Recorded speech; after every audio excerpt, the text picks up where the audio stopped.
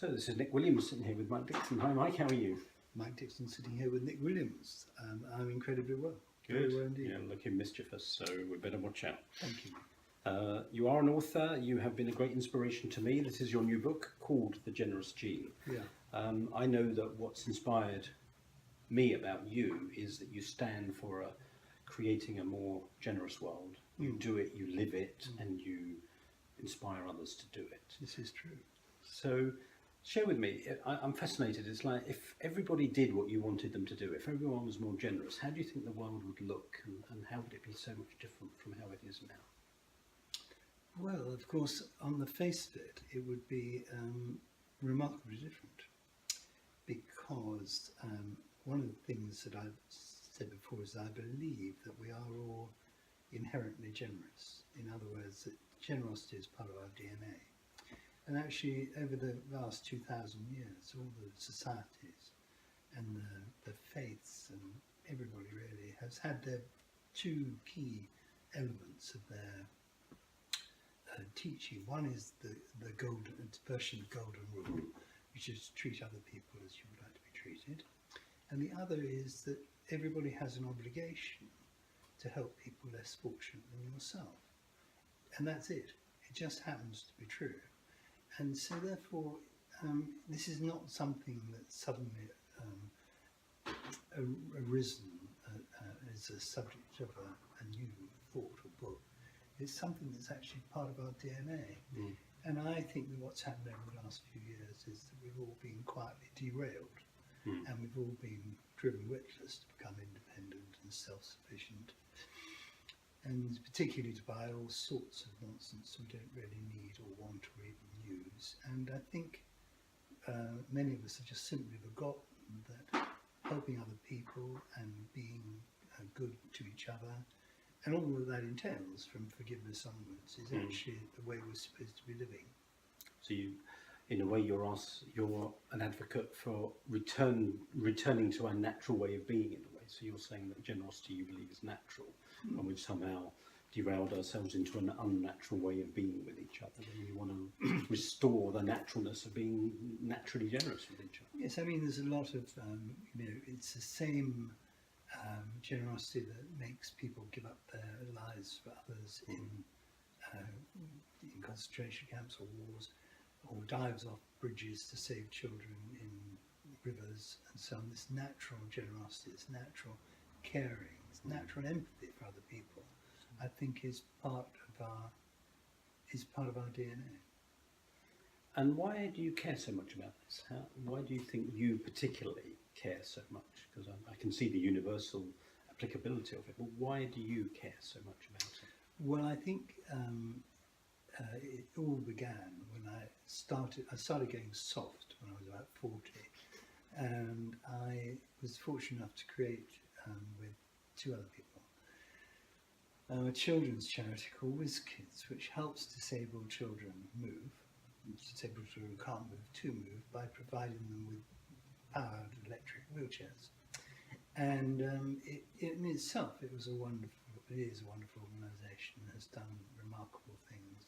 But it was during that time that I was running it and building it that I noticed that people who did things for other people very often felt wonderful about themselves as well. It was the first time I discovered actually that generosity made people who were generous feel rather better about life themselves. Happier. And then it went on, as you know, it's now recognised that two of the main drivers for happiness, for example, are your relationships with family and friends, and also your contribution to the life of others. In other words, helping other people gives you a sense of purpose. And of all the things that make you happy, and I know that you know a lot about this because you've studied it as well, none of them include money. I mean, in fact, it's actually the opposite. It's been proved that the wealthier we get, we don't actually get any happier. In fact, there's more instances of mental illness and so on. So basically, helping other people and spending time with your family and friends, your relationships, is what makes you happy. And I began that journey, I began to learn about it literally by starting WizKids. It's blossomed and you've had a big impact. This is true. Well, More with the book. WizKids gave birth, I suppose, to my first book about generosity, which was launched at TED Global, as you know, and that gave birth in turn, or created, the Rainmaker Foundation.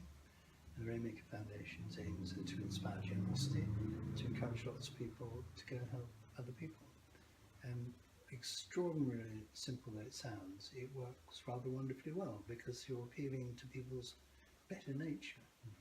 And people do genuinely want to help other people. They just need to be encouraged. Encouraged and shown how to. And shown how to, exactly. Beautiful.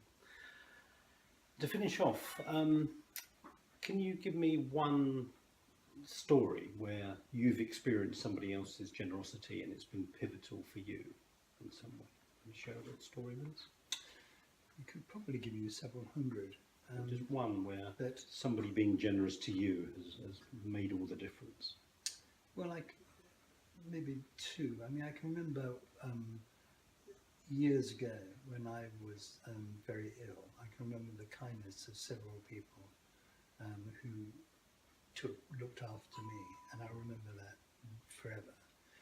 I can also remember on a practical note that when we began Rainmaker, I had this idea to create a charitable foundation which helped other people and spread generosity and so on. And I did a business plan on one sheet of A4. I mean, they're all the best business plans on one sheet of A4.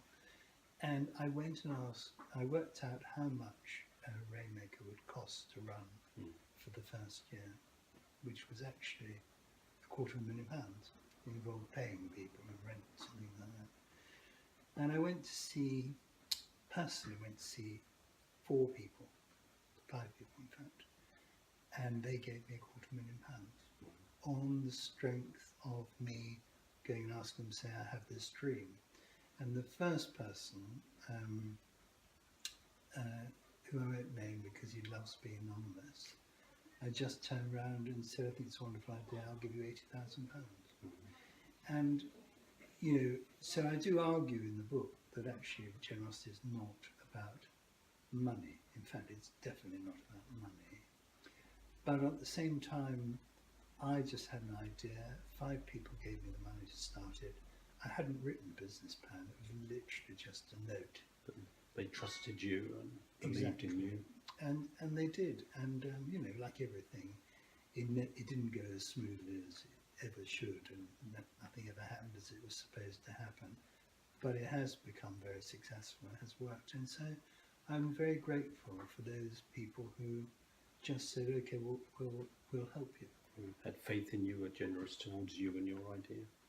Beautiful. So thank you, Mike.